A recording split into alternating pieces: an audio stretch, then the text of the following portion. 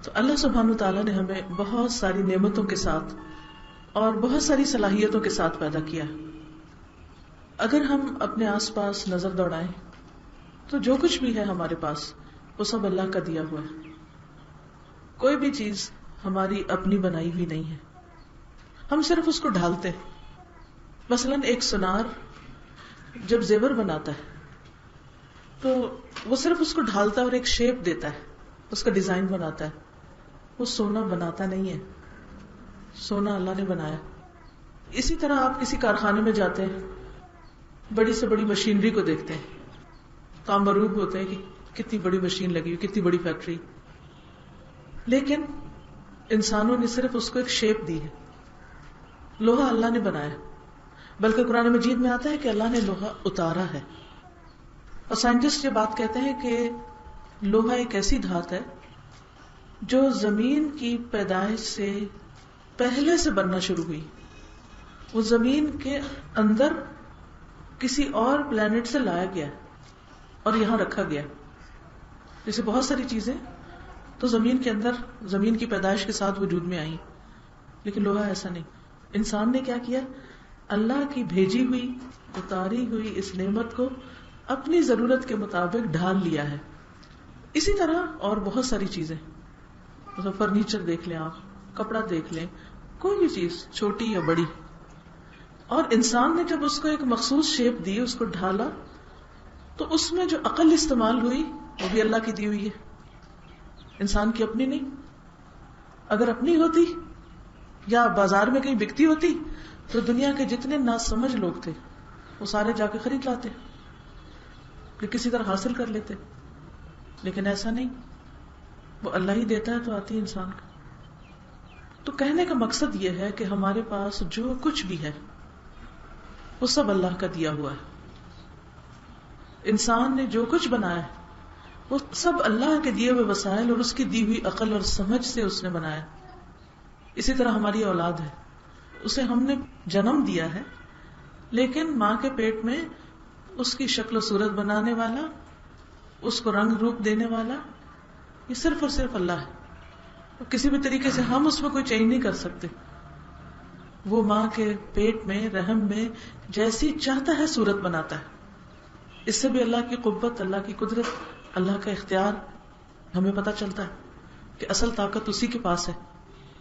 اسی طرح پانی جو ہم پیتے ہیں، قرآن مجید میں آتا ہے افرأیتم الماء الذی تشربون اانتم انزلتموہ من المزن ام نحن المنزلون. یہ پانی جو تم پیتے ہو کیا بادلوں سے ہم اسے اتارتے ہیں یا اس کے اتارنے والے تم؟ لو نشاء جعلناہ اجاجا، اگر ہم چاہیں تو ہم اس کو کڑوا بنا دیں، یہ پینے کے لائق ہی نہ ہو. تو اللہ نے بنایا، میٹھا بنایا، پینے کے لائق بنایا، اور ہم پیتے ہیں تو دل چاہتا ہے پینے کو اور پھر حلق سے نیچے اترتا ہے. اور اگر ذرا بھی پھیکا ہو یا کڑوا ہو یا کسیلا ہو یا ٹیسٹ لیس ہو تو پینے کو دل بھی نہیں چاہتا.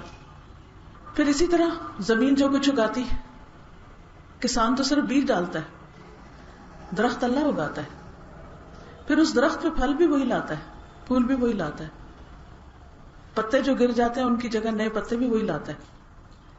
تو یہ سب کچھ کرنے والا دراصل اللہ ہے. لیکن عجیب بات ہے کہ انسان جس کا اپنا وجود بھی اللہ کا دیا ہوا ہے، جس کی اپنی ساری طاقتیں اور صلاحیتیں بھی اللہ کی دی ہوئی ہیں، جس کے پاس جو بھی نعمت ہے وہ سب اللہ ہی کی دی ہوئی ہے، پھر ایسا انسان جو سب کچھ لیتا ہے اس سے، تو جس سے وہ لے رہا ہے اسی کا شکر ادا نہیں کرتا. وہی اس کی لیسٹ پرائرٹی، سب سے آخر میں، سب سے بعد میں. اور ہم اپنے روزمرہ کی زندگی میں تجربہ کر کے دیکھ سکتے ہیں کہ ہماری پرائرٹیز میں کون کون سے کام نمبر 1 ہے. نہ صرف یہ کہ ہم خود، ہمارے بچے، ان کے لیے ان کی دنیا کی ایجوکیشن، ان کا کیریئر، ان کا بزنس، ان کی جاب، وہ مسجد میں نماز پڑھنے، اللہ کی دی ہوئی ہدایت قرآن مجید کو سمجھنے اور اللہ کے احکامات پر عمل کرنے سے کہیں زیادہ آگے. ہم ماؤں کی بھی یہی فکر ہوتی کہ بچے اس کمپیٹیٹو ورلڈ میں، اس دنیا میں جہاں ہر طرف مقابلہ ہے، سب سے آگے نکل سکے. اور وہ کس چیز کی قیمت پر, کس چیز کو سیکریفائس کر کے, بعض اوقات اپنے دین کو سیکریفائس کر کے. ٹھیک ہے, ہم نے اس دنیا میں رہنا ہے اور اس میں ہم نے اللہ کی دی ہوئی عقل سمجھ ان سب چیزوں کو استعمال کرنا ہے, ہم نے علم بھی حاصل کرنا ہے, ہم نے دنیا کے کام بھی کرنے ہیں, لیکن ان سب چیزوں کے ساتھ ساتھ ہمیں اللہ کا حق نہیں بھولنا, کیونکہ اگر ہم اس کو بھول گئے تو وہ ہمیں بلا دے گا. یہ بات یاد رکھنے کی. قرآن مجید میں اللہ تعالیٰ فرماتے ہیں نسوا اللہ فانساہم, انہوں نے اللہ کو بلایا, اللہ نے ان کو بلا دیا, ان کو ان کے حال پہ چھوڑ دیا. اس کے برعکس جو اللہ کو یاد کرتا ہے اللہ تعالیٰ اس کو یاد رکھتا ہے. فاذکرونی اذکرکم, تم مجھے یاد رکھو میں تمہیں یاد رکھوں گا, تم میرا شکر ادا کرو اور میری ناشکری نہ کرو. اب یہ جو بیلنس قائم کرنا ہے یہ بہت ضروری ہے, یعنی دین اور دنیا میں بیلنس قائم کرنا. دنیا چونکہ اس میں رہتے ہیں یہ ہماری ضرورت ہے, اس لیے اس کا بھی کام کرنا ہے, اور آخرت جو ہمارا ہمیشہ کا ٹھکانہ ہے, گھر ہے. وَإِنَّ الْآخِرَةَ هِيَ دَارُ الْقَرَارِ, کہ آخرت کا گھر ہی اصل میں قرار کی جگہ.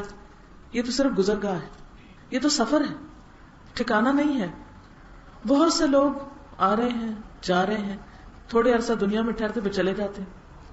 ایک وقت ہوتا ہے, ایک بچہ پیدا ہوتا ہے, دنیا میں آتا ہے, ہم اس کو اپنی نظروں کے سامنے بڑا ہوتے دیکھتے ہیں, پھر وہ جوان ہو جاتا ہے, پھر وہ بوڑھا ہو جاتا ہے, دنیا سے چلا جاتا ہے. بعض اس سے پہلے ہی چلے جاتے ہیں, رہتا کوئی بھی نہیں ہے. پیغمبر بھی آئے تو چلے گئے, اور بڑے بڑے بادشاہ بھی آئے تو چلے گئے, رہا کوئی بھی نہیں. کل من علیہا فان, ہر ایک کو فنا ہے, ہر ایک نے جانا ہے. کل نفس ذائقۃ الموت, ہر نفس نے موت کا ذائقہ چکھنا ہی چکھنا ہے. اس سے کسی کو بھی انکار نہیں, اس میں کسی کو شک ہے ہی نہیں. لیکن کتنی عجیب بات ہے کہ اس حقیقت کو جاننے کے باوجود, سمجھنے کے باوجود ہم اس کی طرف سے آنکھ بند رکھتے ہیں, اور دنیا میں اس طرح رہتے ہیں گویا ہم نے واپس نہیں جانا. نہیں, واپسی تو لازم ہے.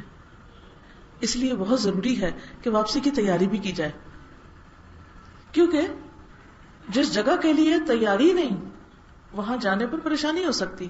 دنیا میں بھی اگر آپ ایک چھوٹا سا سفر کریں, اور بعض اوقات ایک معمولی سی چیز بھی اگر آپ ساتھ نہ رکھیں تو کتنی پریشانی ہوتی.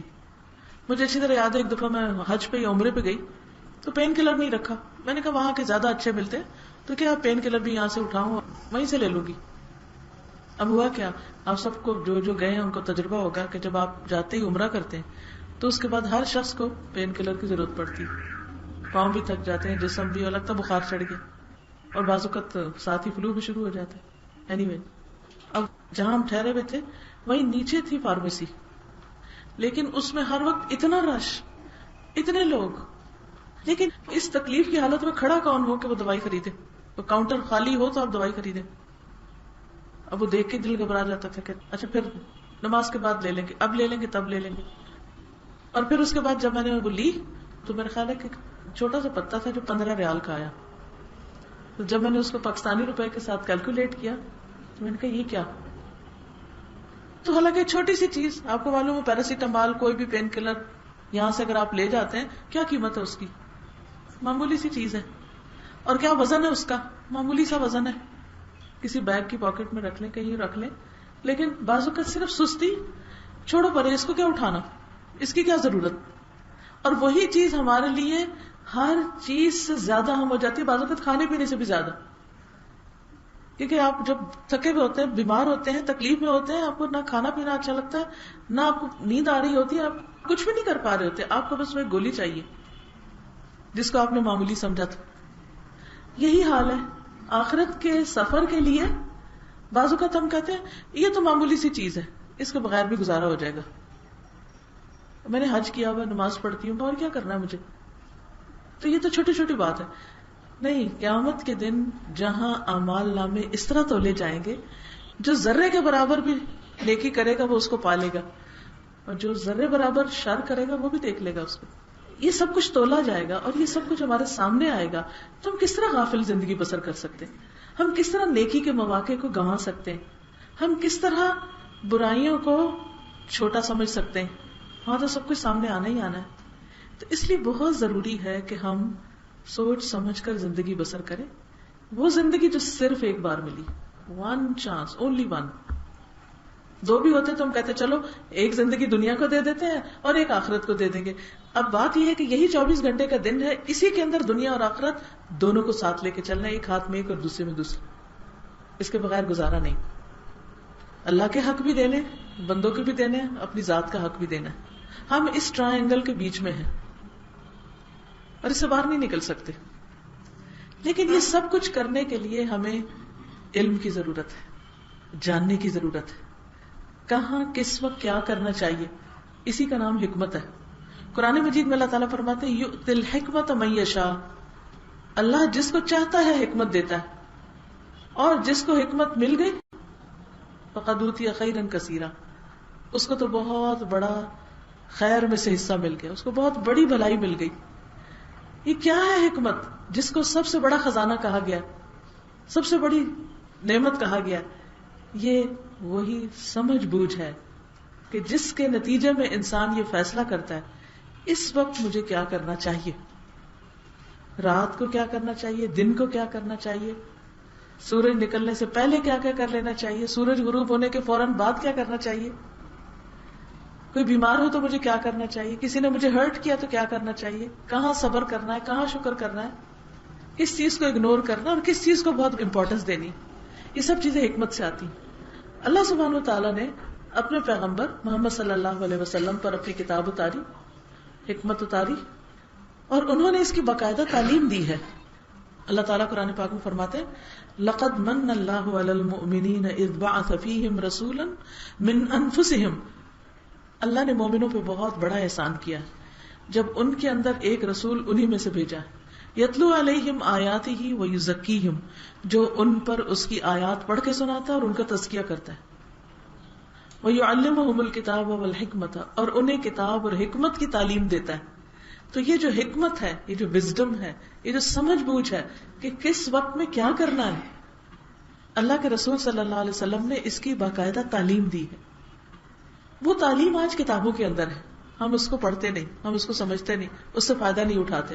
لہٰذا نقصان کیا ہو رہا ہے کہ ایک طرف ہم اپنی زندگیاں گزار رہے ہیں, کبھی اچھی کبھی بری, ایک دن اچھا ایک دن نہیں اچھا, صبح موڈ اچھا شام کو نہیں اچھا, کبھی کسی حال میں کبھی کسی حال میں, کبھی ہم لاسٹ ہوتے ہیں کبھی پریشان ہوتے ہیں, چھوٹی سی بات ہوتی ہے سمجھ نہیں آ رہی ہوتی ہم کریں کیا. اس کا حل کیا؟ اس کا حل یہی ہے کہ جو اللہ نے اپنے رسول کے ذریعے کتاب اور حکمت بھیجی ہے اور جس کی انہوں نے تعلیم دی ہے, اس تعلیم کو حاصل کریں اور اس راستے کی طرف نکلیں, اور اپنی زندگی میں کچھ نہ کچھ وقت اس کام کے لیے مخصوص کریں, مقرر کریں. انسان کو اللہ نے جو عقل دی ہے اس بنا پر اس کی فضیلت سارے لوگوں سے زیادہ, ساری مخلوق پر اس کی فضیلت ہے اس بنا پر کہ اللہ نے انسان کو عقل اور سمجھ دی. لیکن ہماری عقل اور سمجھ کس چیز میں استعمال ہو رہی, کہاں ہم زیادہ عقل مند بنتے ہیں؟ عقل مند تو وہ ہے نا جو بڑے فائدے کی طرف جائے اور چھوٹی چھوٹی چیزوں کو چھوڑ دے. ایک دفعہ میں کسی کے بارے میں پڑھ رہی تھی, والمارٹ ایک بہت بڑا اسٹور ہے کینیڈا میں اور پورے نارتھ امریکہ میں بلکہ اس کی برانچز. والمارٹ کا اونر کون ہے بھلا؟ اینی اس کی ایک کوٹ پڑھی کہیں کہ اگر $5 کا نوٹ میرے ہاتھ سے چھوٹ کے گر پڑے زمین پر تو میں اس کو اٹھانے میں وقت ضائع نہیں کروں گا, میں اس کو اٹھانے میں وقت ضائع نہیں کروں گا, کیونکہ میرا وہ منٹ بھی $5 سے زیادہ قیمتی ہے. کیونکہ وہ کیلکولیٹ کرتے ہیں نا کہ جو شخص سال میں اتنا کماتا ہے وہ پھر ایک دن میں کتنا کماتا ہے, اور پھر ہر گھنٹے میں کتنا کماتا ہے, اور ہر منٹ میں اس کی آمدنی کتنی بڑھ رہی ہوتی ہے. تو میری بڑی حیرت ہوئی اس کی کہ وہ کہتا ہے کہ اس نوٹ کو اٹھانے میں اور اس کے پیچھے بھاگنے میں وقت ضائع نہیں کروں گا, کیونکہ اتنی دیر میں وہ وقت کہیں اور لگاؤں گا تو اس سے کہیں زیادہ کما لوں گا اور زیادہ بہتر حاصل کر لوں گا. لیکن ہم لوگ اس طرح کیوں نہیں سوچتے کہ ہم دنیا کی حقیر اور چھوٹی چھوٹی چیزیں اور معمولی چیزوں کے پیچھے اتنا وقت ضائع کر دیتے ہیں, اتنی زندگی کھپا دیتے ہیں, اتنی لگا دیتے ہیں کہ اسی وقت کو اگر ہم اپنی آخرت کے کمانے میں لگائیں تو کیا کچھ حاصل نہ کر پائیں. مثلا ایک شخص جب سبحان اللہ و بحمدہ سبحان اللہ العظیم پڑھتا ہے یا سبحان اللہ پڑھتا ہے تو اس کے لیے جنت میں ایک پودا لگا دیا جاتا ہے. لیکن ہم بعض اوقات فضول باتوں میں فلاں نے مجھے یہ کیوں کہہ دیا, وہ ہوتا کون ہے جو یہ کہے مجھے, اسی چیز میں ہم وقت لگائے جاتے ہیں, اس کو سناتے ہیں, اس کو بتاتے ہیں, اس کو کہتے ہیں, اس کو کہتے ہیں. حالانکہ اللہ کے رسول صلی اللہ علیہ وسلم کو اللہ تعالیٰ نے نسخہ بتایا تھا. ہمیں پتا ہے کہ یہ لوگ آپ پر جو باتیں کرتے ہیں اس سے آپ کا سینہ تنگ ہوتا ہے, تو اس کا علاج کیا ہے کہ آپ اپنے رب کی تسبیح بیان کیجیے. گویا غم کا علاج تسبیح میں ہے. اور ڈائریکٹلی بتا دیا گیا کہ جب لوگ باتیں بنائیں تو اس وقت آپ اللہ کی تسبیح میں اپنا وقت لگائیں تو غم چلا جائے گا.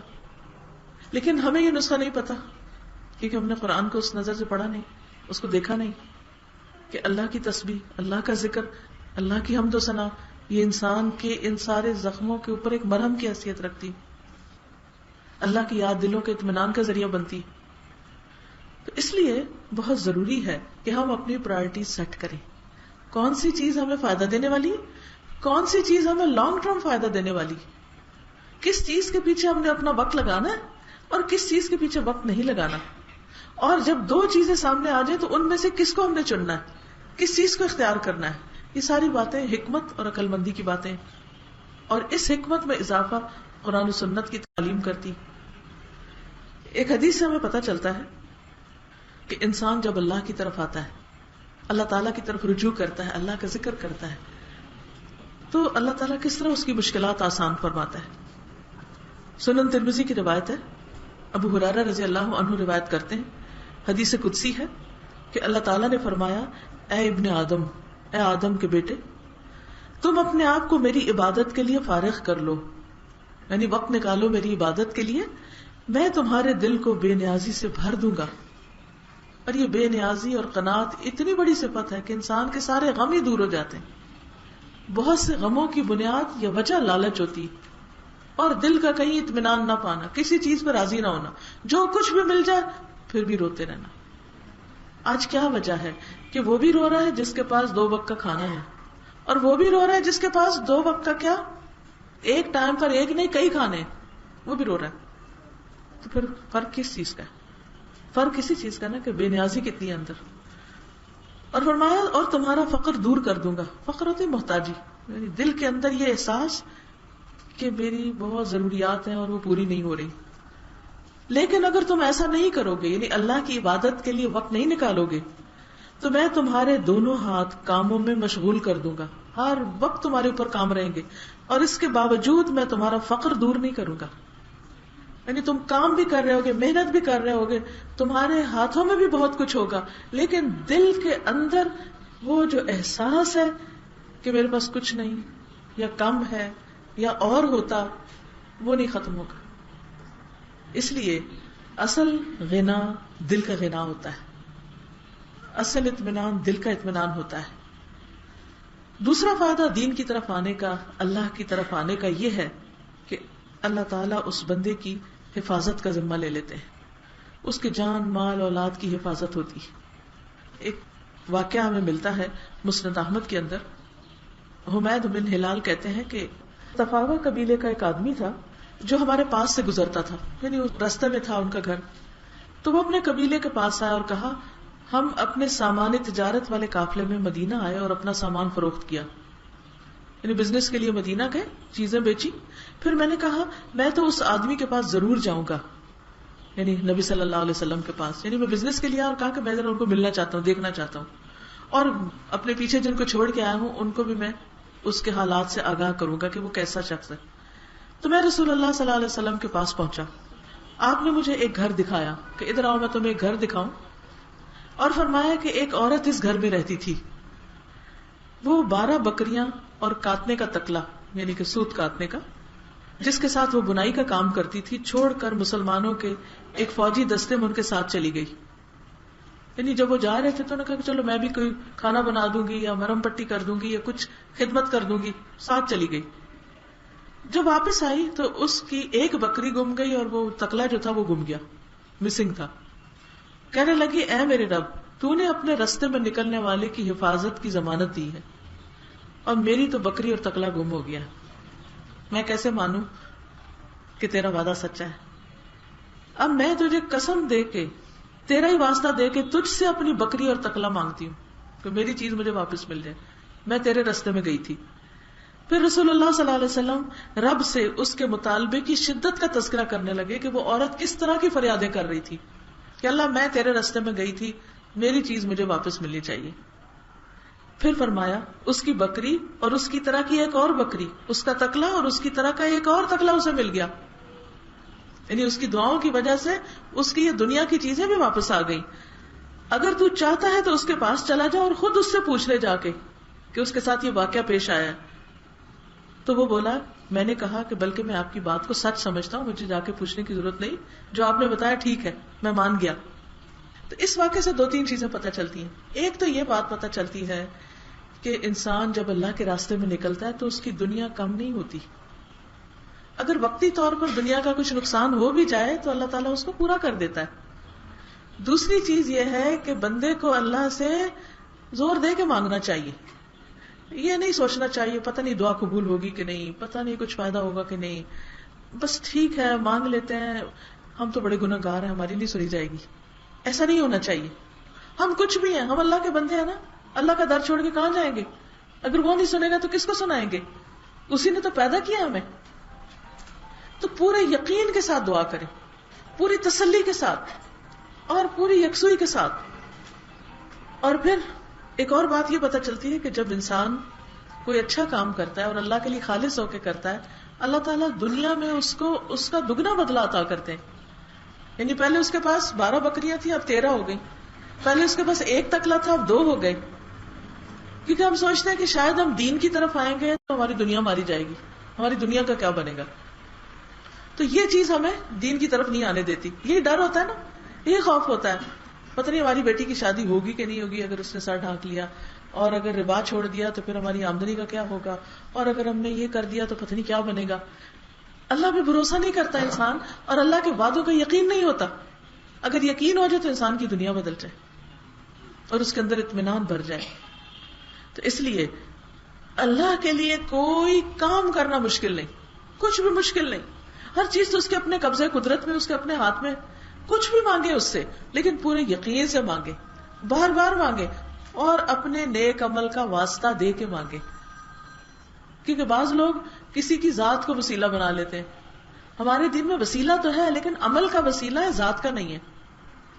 تو اچھے عمل کو وسیلہ بنانا چاہیے.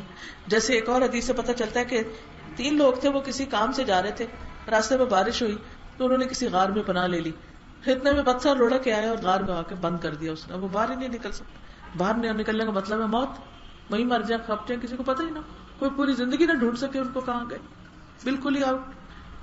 تو بڑے پریشان ہوئے تو انہوں نے اپنے اپنے نیک عمل کا واسطہ دیا. ایک نے کہا میں بکریاں چراتا تھا، دودھ لاتا تھا، اپنے والدین کو رات کو پلاتا تھا، تو اللہ تعالیٰ اگر میں نے یہ کام خالص تیرے لیے کیا تو ہماری مشکل آسان کر. تو تھوڑا سا پتھر ہل گیا. پھر دوسرے نے کہا میری ایک کزن تھی، اس سے میں بڑی محبت کرتا تھا لیکن وہ میری بات نہیں مانتی تھی، تو ایک دفعہ وہاں قحط ہو گیا تو وہ میرے پاس آئی کیونکہ بھوک تھی. تو اس نے کہا چلو ٹھیک ہے میں تمہاری بات مان لیتی ہوں، تو تم مجھے اس کے بدلے اتنے پیسے دے دو. کہتا ہے کہ جب بالکل ہی میں اسے برا کام کرنے کے قریب تھا تو اس نے اللہ کا واسطہ دے کے مجھ سے بچنا چاہا، تو میں صرف اللہ کے ڈر سے پیچھے ہٹ گیا اور اسے پیسے بھی دے دیے اور اس کو چھوڑ بھی دیا. تو اللہ اگر یہ کام تیری خاطر کیا تھا تو میری مشکل آسان کر. اور جو تیسرا شخص تھا اس کے پاس کسی نے مزدوری کی اور مزدور جو تھا وہ اجرت لیے بغیر گھر چلا گیا اور کافی عرصے تک واپس نہیں آ سکا.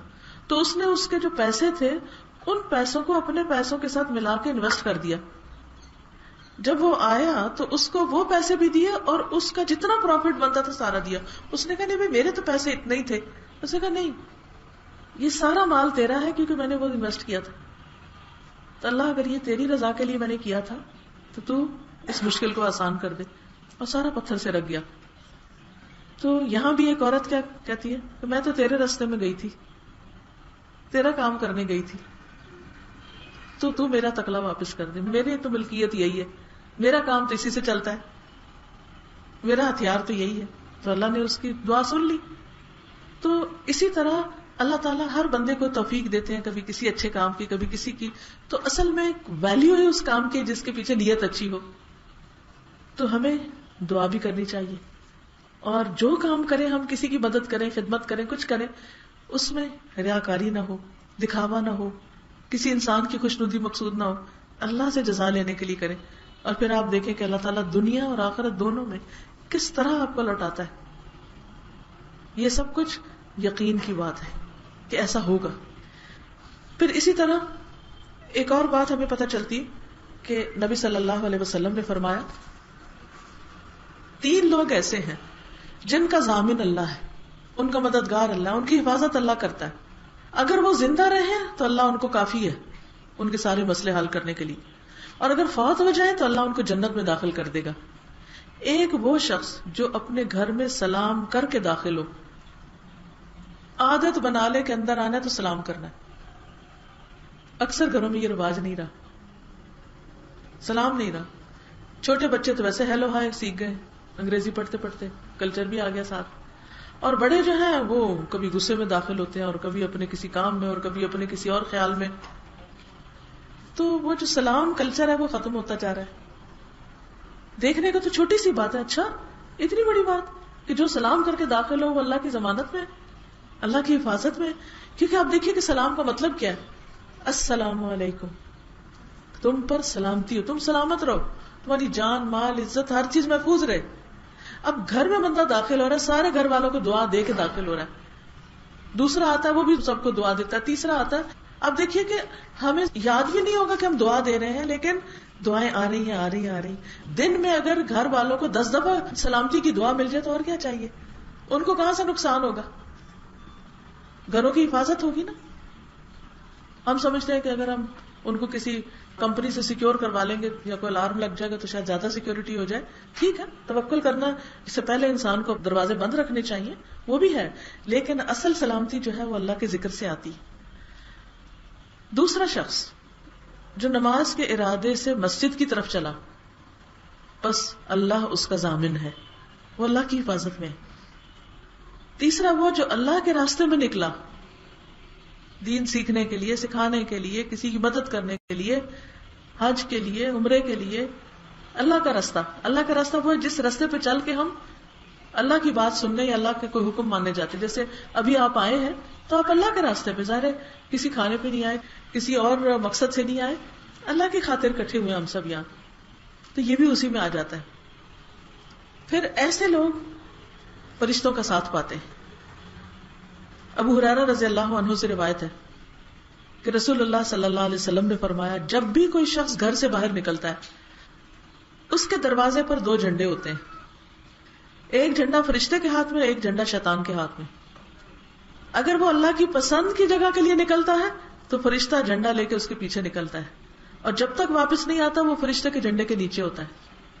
اور اگر وہ اللہ کی ناپسندیدہ جگہ کے لیے نکلتا ہے، کسی حرام کام، غلط کام، بے حیائی کے کام، فضول کام، تو شیطان جھنڈا لے کے اس کے پیچھے نکلتا ہے، وہ شیطان کی فوج بن جاتا ہے. اور جب تک وہ واپس نہیں آتا وہ شیطان کے جھنڈے کے نیچے ہوتا ہے. تو جب بھی گھر سے نکلے یہ سوچ کے نکلے کہ میں کس کام کے لیے جا رہا ہوں. تو جب آپ اچھے کام کے لیے نکلیں گے تو اللہ کی طرف سے خاص مدد اور پروٹیکشن حاصل ہوگی آپ کو.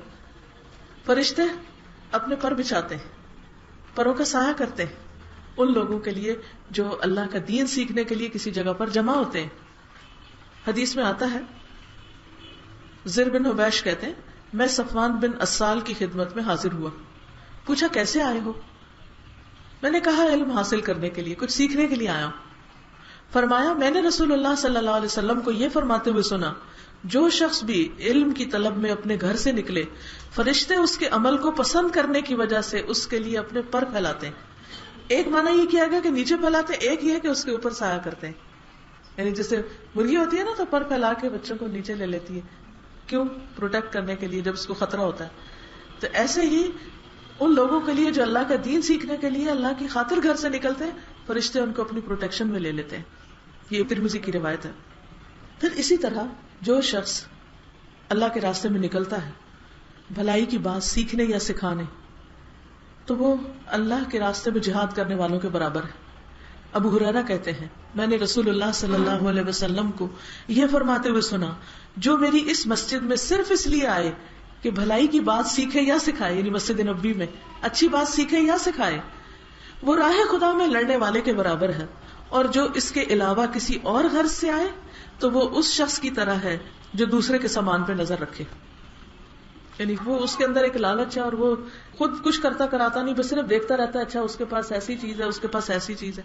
مثلا یہ ایسے ہی ہے نا کہ جیسے ایک شخص محنت نہ کرے، کام نہ کرے، لیکن وہ کبھی کسی کا کپڑا دیکھے کیا پہنا ہوا ہے، کبھی کسی کا بیگ دیکھے کیسا ہے، کسی کا زیور دیکھے کیا ہے، بس وہ دوسروں کے چیز پہ نظر رکھے لیکن خود کوئی ایفرٹ نہ لگائے یا خود کچھ نہ کرنے والا.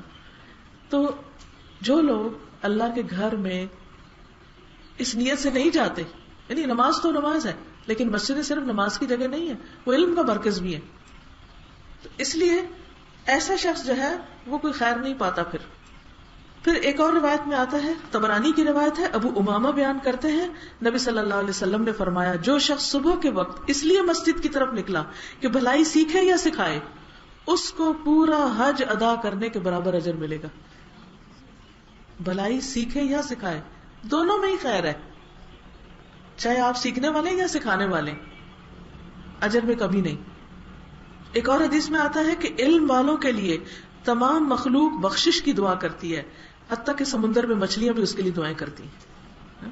تو اب آپ سوچئے کہ ہم ہر وقت کیا چاہتے ہیں، کوئی ہمارے لیے دعا کرے، کوئی نیک شخص مل جائے، کوئی عبادت گزار ہو، تو ہماری ایک تمنا ہوتی ہے، خواہش ہوتی ہے کہ یہ ہمارے لیے بھی دعا کر دے. لیکن جو شخص علم حاصل کرتا ہے، اللہ کے راستے میں نکلتا ہے، تو اللہ تعالیٰ کے حکم سے چیونٹیاں، مچھلیاں، ہر چیز اس کے لیے دعائیں شروع کر دیتی، آٹومیٹیکلی وہ دعا شروع کر دیتی کہ اللہ ان کے لیے خیر کر، ان کی مشکل آسان کر. پھر اسی طرح وہ فرشتے جو عرش اٹھائے ہوئے ہیں، وہ فرشتے جو عرش اٹھائے ہوئے ہیں، عرش کے ارد گرد گھومنے والے فرشتے بھی، طواف کرنے والے بھی، وہ اللہ کی حمد کے ساتھ اس کی تسبیح بیان کرتے ہیں. اور اس کے علاوہ کیا کرتے ہیں؟ ان لوگوں کے لیے بخشش کی دعا کرتے ہیں جو ایمان لائے اور جو اللہ کے راستے پہ چلے. اور وہ کیا کہتے ہیں کہ یا اللہ تو انہیں جہنم کے عذاب سے بچا. بہت ہی خوبصورت آیتیں. یہ ہے سورۃ المؤمن، آیت نمبر ہے 7-8. ہمارے لیے دعا کرے. ایک ہے کوئی انسان دعا کرے، ہم سمجھتے ہیں وہ نیک ہے، اللہ ہی جانتا ہے کتنا نیک ہے، ہمارا حسن ظن ہی ہوتا ہے نا کچھ لوگوں کے بارے میں کہ بڑے نیک ہیں. پھر زمین کی مخلوق دعائیں کرتی ہے، سمندر کی مچھلیاں دعائیں کرتی ہیں، لیکن اس ساری مخلوق کے اندر سب سے اونچا درجہ ان فرشتوں کا ہے جو عرش اٹھائے ہوئے ہیں. اللہ سبحانہ وتعالیٰ کا عرش اپنے اوپر اٹھائے ہوئے ہیں. اس سے بڑی کوئی سعادت ہوگی، اس سے بڑی کوئی نوکری ہوگی، اس سے بڑا کوئی درجہ ہوگا، اس سے بڑا کوئی مقام ہوگا کہ کوئی عرش اٹھائے ہوئے ہو؟ اگر ہمیں قرآن نہیں بتاتا تو ہم سمجھتے ایسے ہی کوئی بات بنا رہا ہے. اللہ تعالیٰ فرماتے ہیں الذین یحملون العرش، وہ جو عرش اٹھائے ہوئے ہیں، ومن حولہ، اور جو عرش کے آس پاس ہے، ارد گرد ہیں، وہ کیا کرتے ہیں؟ یسبحون بحمد ربہم، ان کا ورد، ان کا ذکر ہر وقت کیا ہے؟ اپنے رب کی حمد کے ساتھ تسبیح کرنا. تسبیح کرتے رہتے ہیں اپنے رب کی حمد کے ساتھ، ہر وقت ذکر میں مشغول ہیں. وَيُؤْمِنُونَ بِهِ، اور وہ اپنے رب پہ ایمان رکھتے ہیں، ایمان لاتے ہیں. ان کے ایمان سے بڑھ کے کس کا ایمان ہوگا؟ اور کیا کرتے ہیں ذرا سوچئے. وَيَسْتَغْفِرُونَ لِلَّذِينَ آمَنُوا، ایمان والوں کے لیے استغفار کرتے ہیں، ان کی بخشش کی دعائیں کرتے ہیں. وہ عرش کے پاس والے فرشتے کیا کہتے ہیں؟ ربنا وسعت كل شيء رحمتا وعلما، اے ہمارے رب تیری رحمت اور علم ہر چیز پہ چھایا ہوا ہے، ہر چیز کو تو جانتا بھی ہے، کوئی چیز تجھ سے چھپی ہوئی نہیں، اور تیری رحمت بھی ہر چیز پہ حاوی ہے. فاغفر للذین تابوا، تو بخش دے ان کو جو توبہ کرتے ہیں، جو پلٹ آتے ہیں، گناہوں کی زندگی گزارتے گزارتے ان کو خیال آ جاتا ہے، چھوڑ کے واپس آ جاتے ہیں. اور کیا کرتے ہیں؟ واتبعوا سبیلک، تیرے راستے کی پیروی کرتے ہیں، تیرے راستے پہ چل پڑتے ہیں. تو انہیں بخش دے، تو انہیں معاف کر دے، تو ان کی غلطیوں سے درگزر فرما. وقہم عذاب الجحیم، اور انہیں جہنم کے عذاب سے بچا لے. اور دعائیں مانگتے ہیں، ربنا، اے ہمارے رب، وَأَدْخِلْهُمْ جَنَّاتِ عَدْنٍ، انہیں عدن کے باغوں میں داخل کر. کتنا پیار آتا ہے ان فرشتوں پر جو ہمارے لیے دعائیں کرتے ہیں کہ اللہ ان توبہ کرنے والوں اور تیری طرف لوٹ آنے والوں اور تیرے رستے پہ چلنے والوں کو تو باغوں میں داخل کر. الَّتِي وَعَدتَّهُمْ، جس کا تو نے ان سے وعدہ کر رکھا ہے. ومن صلح من آبائہم، اور ان کے باپ دادا میں سے جو کوئی نیک ہوا، وازواجہم، اور ان کی بیویاں یا شوہر، وذریاتہم، اور ان کی اولادیں بھی، انک انت العزیز الحکیم، بے شک تو زبردست ہے، حکمت والا ہے، وقہم السیئات، اور انہیں برائیوں سے بچا لے، آئندہ بھی برائیوں سے بچا لے، پھر نہ اس راستے پہ واپس چلے جائیں. ومن تق السیئات یومئذ، اور جس کو تو اس دن برائیوں سے یا برائیوں کے برے نتیجے سے بچا لے گا، فقد رحمتا، پس تحقیق تو نے اس پر رحم فرمایا. وذالک ھو الفوز العظیم، اور یہی دراصل بہت بڑی کامیابی، اس سے اوپر کوئی کامیابی ہے ہی نہیں کہ انسان اس دن ذلت سے بچ جائے، اللہ کی ناراضگی سے بچ جائے، جہنم سے بچ جائے اور جنت میں اس کو جگہ مل جائے. لیکن یہ کس صورت میں ہے، کس کے لیے ہے؟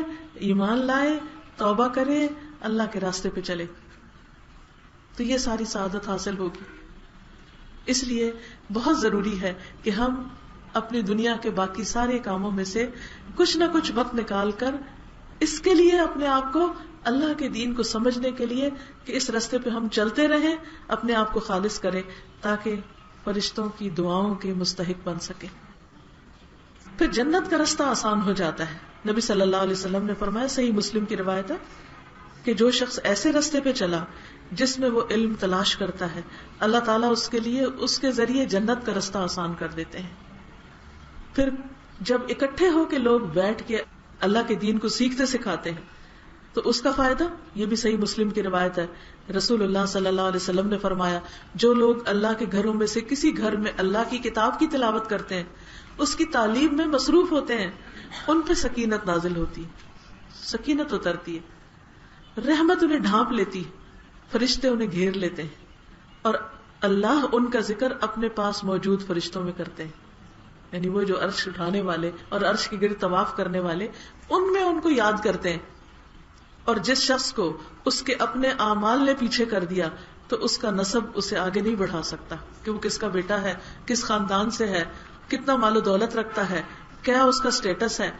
اللہ کے ہاں یہ کسی کا بھی کچھ کام نہیں آئے گا اگر اللہ تعالیٰ کے اطاعت گزار یا فرما بردار کوئی نہ ہو.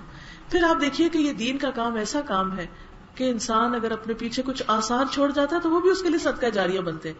یعنی آپ دیکھیں کہ انسان جو اپنے مال دولت ویسے چھوڑ جاتا ہے وہ تو وارثوں میں تقسیم ہو جاتی ہے.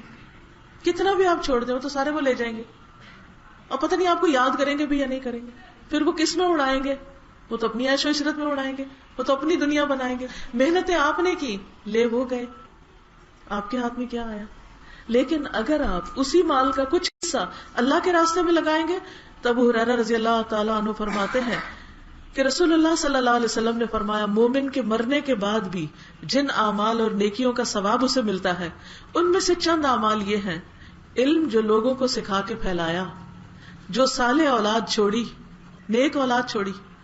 کیونکہ اگر ہم اپنے بچوں کو قرآن سکھا دیتے ہیں تو قرآن انہیں سب کچھ سکھا دیتا ہے کہ ماں باپ کی عزت کیسے کرنی ہے، اللہ کا حق کیسے دینا ہے، مسافروں کا، غریبوں کا، یتیموں کا کیا کرنا ہے کیا نہیں کرنا، سب انہیں قرآن بتا دے گا. تو جو نیک اولاد چھوڑی اور قرآن کریم جو میراث میں چھوڑا، یا کوئی مسجد بنائی، یا مسافر خانہ بنایا، یا کوئی نہر جاری کی، یا جیتے جاگتے صحت اور تندرستی کی حالت میں اپنی کمائی میں سے کچھ صدقہ کیا، ان سب کا اجر اسے مرنے کے بعد ملتا رہے گا، جاری رہے گا. اسی کو صدقہ جاریہ کہتے ہیں. لیکن اگر کوئی شخص اللہ کے ذکر سے منہ موڑ جاتا ہے اور اس کا دل ویران ہے اور وہ دنیا میں ہی صرف لگا ہوا ہے، تو پھر قیامت کے دن اللہ تعالیٰ فرماتے ہیں، سورۃ طٰہٰ کی آیت ہے، من اعرض عنہ فإنہ یحمل یوم القیامۃ وزرا خالدین فیہ وساء لہم یوم القیامۃ حملا. جو شخص اس قرآن سے منہ موڑے گا وہ قیامت کے دن گناہ کا بوجھ اٹھائے ہوئے ہوگا. کیونکہ قرآن تو صاف کرتا رہتا ہے نا، بندے کو دھوتا رہتا ہے اور ہمیشہ اسی حال میں رہے گا. اور کیا ہی برا بوجھ ہے جو یہ لوگ قیامت کے دن اٹھائے ہوئے ہوں گے. اور ایک اور جگہ پر آتا ہے، من اعرض عن ذکری فإن له معیشة ضنکا ونحشره یوم القیامۃ اعمی. جو میرے ذکر سے منہ موڑ جائے گا، من اعرض عن ذکری، تو میں اس کے لیے زندگی تنگ کر دوں گا اور قیامت کے دن اس کو اندھا اٹھاؤں گا. وہ کہے گا، یا رب میں تو دیکھنے والا تھا، تو نے مجھے اندھا کیوں اٹھایا؟ اللہ تعالیٰ فرمائیں گے، کذالک اتتک آیاتنا، ہماری آیتیں تمہارے پاس اسی طرح آئی تھی، فنسیتھا، تم نے ان کو بلا دیا. ان کو اگنور کر دیا. وَكَذَلِكَ الْيَوْمَ تُنْسَى, آج تم بھی بلائے جاتے ہو. جیسے پہلے میں نے ذکر کیا تھا نا کہ اللہ کو یاد کریں گے تو اللہ بھی یاد رکھے گا, اللہ کو بھول جائیں گے, اللہ کا ذکر بھول جائیں گے تو اللہ تعالیٰ بھی ایسے لوگوں کو بلا دیں گے کہ جاؤ, جب تمہیں میں نے بلایا تو تم نے اس کو اہمیت نہیں دی. تو ہم سب اپنا اپنا جائزہ لیں کہ ہماری زندگی میں سب سے زیادہ کس چیز کی اہمیت ہے اور کس چیز کی اہمیت ہونی چاہیے. تو اللہ تعالیٰ سے دعا ہے کہ وہ ہمیں اپنے راستے پر چلائے اور بہترین عمل کی توفیق عطا فرمائے, اور اس کے لیے ہمارے دلوں کو کھول دے, ہمارے رستوں کو آسان کر دے. یہ چند سوال ہیں. سوال ہے کہ آپ نے نیک عمل کا واسطہ دینے کی بات کی ہے, تو کیا ایک ہی عمل کا بار بار ذکر کریں یا بدل بدل کے کریں, اللہ سے باتیں کریں, اور پھر کوئی خاص طور پر اچھا سا خوبصورت عمل کر کے پھر اس کا واسطہ دیں.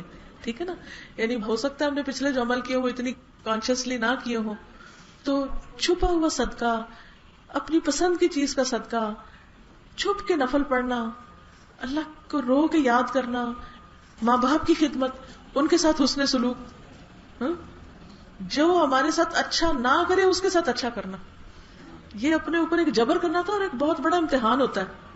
تو یاد رکھیے جو کام اللہ کی خاطر مشکل سے آپ کرتے ہیں اور اللہ کو پتا ہوتا ہے کہ یہ بندہ صرف میرے لیے کر رہا ورنہ اس کا بس چلے تو یہ برابر کا بدلہ لے بلکہ زیادہ ہی لے. ٹھیک ہے, اخلاص نیت کس طرح حاصل کی جا سکتی ہے؟ ایک تو یہ کہ اپنے نیک عمل کو ظاہر نہ کریں, ذکر نہ کریں, چھپا کے کریں, اس سے بھی انسان کا عمل پھر اللہ کے لیے خالص ہوتا ہے. پھر وہ کام جو لوگ کرنا عام طور پہ پسند نہیں کرتے لیکن نیکی کا ہوتا ہے اس کو کریں اللہ کی خاطر. پھر یہ کہ آپ کسی کے ساتھ احسان کر رہے ہیں اور وہ آگے سے مان ہی نہیں رہا تو آپ کہتے ہیں بس ٹھیک ہے اب میں نے نہیں کرنا, اس کو تو کوئی قدر ہی نہیں, اس کے ساتھ بھی کریں کیونکہ آپ اللہ کے لیے کر رہے ہیں.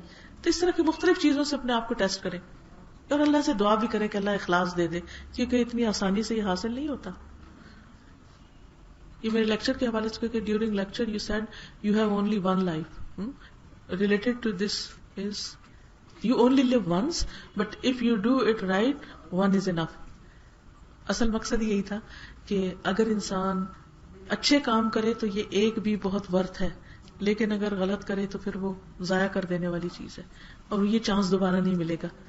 بہت ساری چیزیں دوبارہ آ جاتی ہیں زندگی میں, بیماری کے بعد صحت آ جاتی ہے, بچہ فوت ہو جائے اللہ تعالیٰ اور دے دیتا ہے, لیکن انسان کی اپنی زندگی چلی جائے تو ہر چیز ہی ختم ہو کے رہ جاتی ہے, چاہے ساری دنیا بارونق رہے اور ہر چیز باقی رہے. جزاکم اللہ خیرا. اللہ تعالیٰ آپ سب کو دنیا اور آخرت کی بھلائیاں نصیب کرے, آپ کا آنا قبول کرے اور ہم سب کو اپنی رحمتوں سے ڈھانپ لے اور سب مشکلات آسان فرمائے اور ہمارے بچوں کو ہدایت دے اور ہمارا خاتمہ ایمان پر ہو. ربنا تقبل منا انک انت السمیع العلیم وتب علینا انک انت التواب الرحیم. سبحانک اللہم وبحمدک اشہد ان لا الہ الا انت استغفرک واتوب الیک. السلام علیکم ورحمۃ اللہ وبرکاتہ.